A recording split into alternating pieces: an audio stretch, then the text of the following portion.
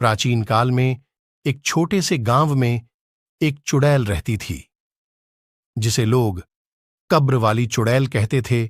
एक सुंदरी युवती थीं, जो शहर के निकट स्थित पुरानी कब्रिस्तान में बसी हुई थीं। चुड़ैल का नाम राधा था। पड़ोसी लोग कहते थे कि उन्होंने जवानी में खुदकुशी कर ली थी और उसकी आत्मा अब उसी कब्र में घूम रही है। यह खबर गांव के हर व्यक्ति के होंठ पर थी और उन्हें राधा से डर लगता था।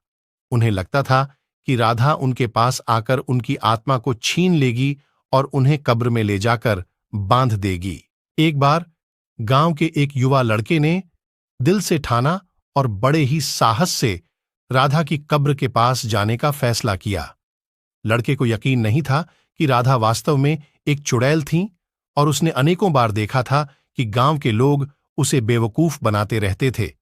इसी बात को समझने के लिए वह कब्रिस्तान के अंदर जाने का मन बनाया। एक रात उसने अपनी बहादुरी दिखाते हुए कब्र के पास जाकर बैठ गया।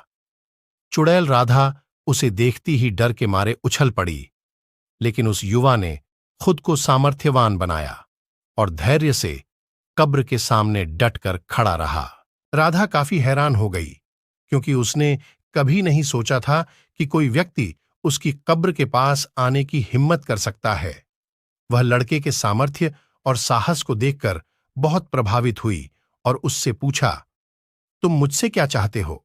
युवा ने शांति और सम्मान के साथ कहा, राधा जी, मैं आपके बारे में सभी कहानियों को नहीं मानता। मेरे विश्वास के अनुसार आप एक असाधारण महिला हैं जो अपने जीवन में बहुत कुछ कर सकती हैं। मैं यहां आपसे बात करने आया हूं, आपके अनुभवों से सीखने और आपकी मदद करने के लिए आया हूं। राधा लड़के के बात को सुनकर बहुत हैरान हुई और धीरे धीरे हंस पड़ी। वह युवा लड़का उसे बेवकूफ नहीं समझ रहा था, बल्कि उसकी आत्मा की गहराइयों को समझ रहा था। वे एक गहरे संवाद में रात भर राधा से बातचीत करते रहा। राधा ने अपने जीवन के अनुभवों का खुलासा किया, अपने प्रेम और दुख की कहानियां उस लड़के से बताईं।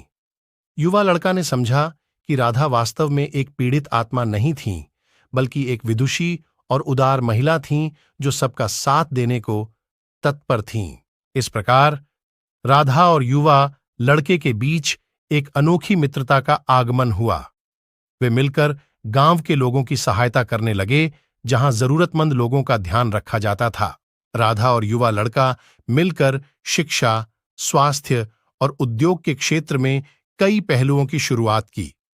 वे गांव के बच्चों को पढ़ाई लिखाई का आदान प्रदान करने लगे और उन्हें जीविका के लिए नए अवसर प्रदान करने के लिए काम करने लगे। राधा की बदलती सोच और उसके कर्मों ने लोगों की धारणा बदल दी। गांव के लोग अब राधा के लिए आदर और सम्मान देने लगे और उन्हें एक प्रेरणा स्रोत के रूप में देखने लगे। राधा ने अपनी भयंकर चुड़ैल वाली छवि को परिवर्तित कर दिया था और अब वह एक सामाजिक सुधारक बन गई थी। धीरे धीरे गांव के लोग उन्हें देवी की तरह पूजने लगे और उनकी मदद के लिए उन्हें धन, सामग्री और सहायता प्रदान करने लगे। राधा की कब्र वाली चुड़ैल की पहले की धारणा चली गई और उसकी सच्चाई बाहर आई।